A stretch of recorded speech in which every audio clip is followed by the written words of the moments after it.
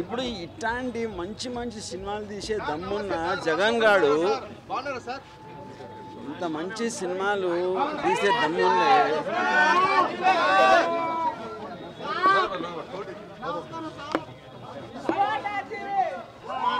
నాకు ఇస్మార్ట్ శంకర్ చూసిన తర్వాత ఇట్లా ఏమనిపించిందంటే ఇంత మంచి మంచి సినిమాలు చూసే దమ్ముండే ఉరి జగన్ గాడు అంత పాడుకోలేక ఏం సినిమాలు తీస్తున్నాడు ఇన్ని రోజులు.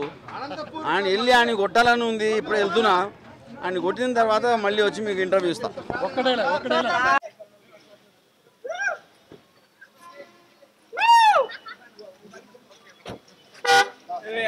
వచ్చిందా